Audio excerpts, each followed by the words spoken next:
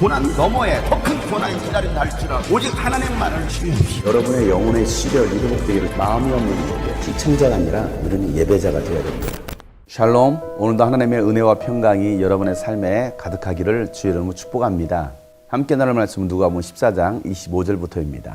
많은 무리가 예수와 동행하였다. 예수께서 돌아서서 그들에게 말씀하셨다. 누구든지 내게로 오는 사람은 자기 아버지나 어머니나 아내나 자식이나 형제나 자매뿐만 아니라 심지어 자기 목숨까지도 미워하지 않으면 내 제자가 될 수 없다. 누구든지 자기 십자가를 지고 나를 따라오지 않으면 내 제자가 될 수 없다. 너희 가운데서 누가 망대를 세우려고 하면 그것을 완성할 만한 비용이 자기에게 있는지를 먼저 앉아서 세마하여 보아야 하지 않겠느냐? 그렇게 하지 않아서 기초만 놓은 채 완성하지 못하면 보는 사람들이 그를 비웃을 것이며 이 사람이 짓기를 시작만 하고 끝내지는 못하였구나 하고 말할 것이다. 또 어떤 임금이 다른 임금과 싸우러 나가려면 2만 명을 거느리고서 자기에게로 쳐들어오는 그를 자기가 10,000명으로 당해낼 수 있을지를 먼저 앉아서 헤아려 보아야 하지 않겠느냐? 당해낼 수 없겠으면 그가 아직 멀리 있을 동안에 사신을 보내서 화친을 청할 것이다. 그러므로 이와 같이 너희 가운데서 누구라도 자기 소유를 다 버리지 않으면 내 제자가 될 수 없다. 소금은 좋은 것이다. 그러나 소금이 짠맛을 잃으면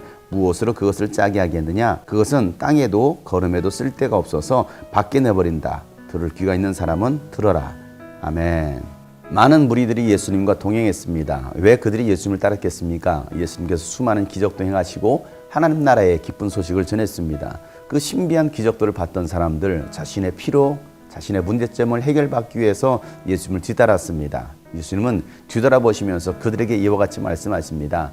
너희가 나의 제자가 되기를 원하느냐? 라고 물으십니다. 여러분, 우리가 교회를 왜 나옵니까? 왜 예수를 믿습니까? 예수님의 제자 되는 거 아닙니까? 오늘도 주님께서 여러분에게 물으십니다. 나의 제자가 되기를 원하느냐? 많은 사람들은 아멘, 예, 예수님의 제자가 되고 싶습니다 라고 말을 합니다. 그때 예수님은 나의 제자가 되려면 이와 같이 해야 된다라고 말씀하시면서 누구든지 나의 제자가 되고 내게 오기를 원하는 사람들은 자기 아버지나 어머니나 아내나 자식들을 버리고 심지어 자기 목숨까지 미워하지 않는다면 나의 제자가 될 수 없다라고 말씀하십니다. 여러분, 어떻게 혈육을 미워합니까? 부모, 형제, 자식들을 어떻게 미워합니까? 그런데 예수님께서는 미워하지 않으면 결코 나의 제자가 될 수 없다라고 말씀하십니다. 여기서 미워한다라는 것이 정말 부모를 미워하고 감정적으로 미워한다라는 말이 아니라 예수님의 참된 제자가 되려면 육신의 혈육, 정마저도 끊어버릴 수 있어야 된다는 것입니다. 예수님보다도 더 사랑해서는 안 된다는 것입니다. 어떤 사람들은 부모에 매여 있는 사람이 있습니다. 형제에 매여 있는 사람이 있고 자녀들에게 매여 있는 사람이 있습니다. 아내에게 매이고 남편에게 매입니다.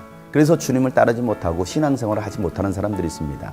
예수님보다도 부모가 더 두려운 것입니다. 처자식이 두렵고 형제가 무서워서 예수님을 따르지 못하는 제자들도 있습니다. 어떤 사람은 자기 목숨을 너무 사랑해서 그 목숨 때문에 생명을 유지하려고 예수님을 따르지 못하는 사람도 있습니다. 또 누구든지 자기 십자가를 지고 예수님을 따르지 않는다면 예수님의 제자가 될 수 없다라고 말씀하십니다. 여러분들에게 주어진 십자가가 있습니다. 때로는 그 십자가가 희생일 수도 있습니다. 낮아짐일 수도 있습니다. 용서이고 순종일 수도 있습니다. 때로는 나의 아픔이 십자가도 될 수 있습니다. 그 십자가를 지고 예수님을 따를 수 있어야 된다는 것입니다. 이 말씀을 하시면서 두 가지 비유를 말씀하십니다. 한 사람이 망대를 세우는데 그 망대를 세우는 데 있어서 비용이 얼마가 드는지 계산해 보지 않겠느냐라고 말씀하시면서 비용을 계산해 보지 않고 망대를 세우다가 중단하게 되면 사람들이 비웃지 않겠느냐라고 말씀하시는 것입니다. 철저하게 계산해 보라는 것입니다. 지키를 시작하고 끝을 내지 못하는 사람이 되어서는 안 된다는 것입니다. 예수님을 따를 때도 철저하게 생각해 보라는 것입니다. 잘 생각해 보라는 것입니다. 처음에는 따르다가 시작은 했는데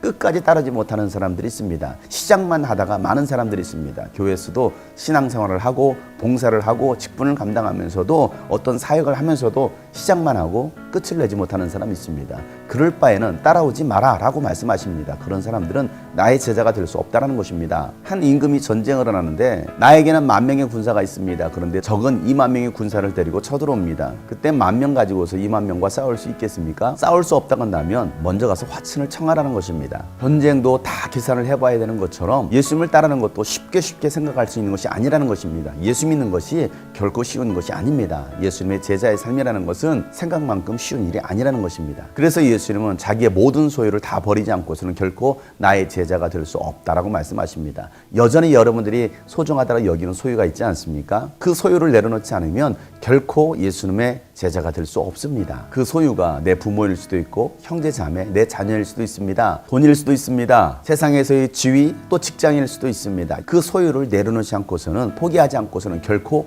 예수님의 제자가 될 수 없습니다. 여러분의 소유보다도 예수님을 더 사랑하십니까? 그 모든 소유를 내려놓을 수 있어야 하는데 우리는 결코 내려놓지 못합니다. 이단들도 자신의 소유를 다 팔아서 이단들에게 바칩니다. 그런데 정작 예수를 믿는 우리는 내 소유를 귀하게 여기고 내려놓지 못하고 있는 것입니다. 소금이 좋은 것이지만 소금이 맛을 잃어버리면 아무짝에도 쓸데가 없습니다. 무엇으로 짜게 하겠습니까? 땅에도 걸음에도 쓸모가 없어서 결국에는 밖에 버려져서 사람들에게 짓밟힌다는 것입니다. 우리가 예수님의 제자가 되겠다고 예수님 앞에 나왔습니다. 신앙생활을 하고 있습니다.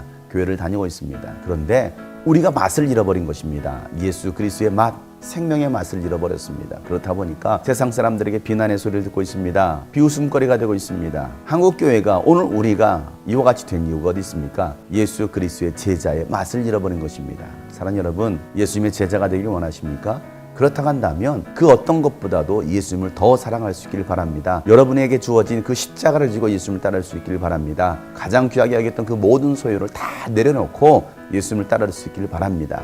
도저히 따를 수 없다고 한다면 일찌감치 포기하라는 것입니다. 그러나 여러분, 포기하는 사람이 되지 말고 시작만 하는 사람이 되지 말고 끝을 낼 수 있는, 예수님과 지금 그 길을 따라갈 수 있는 제자의 삶이 여러분 가운데 있기를 주 여러분 축복합니다.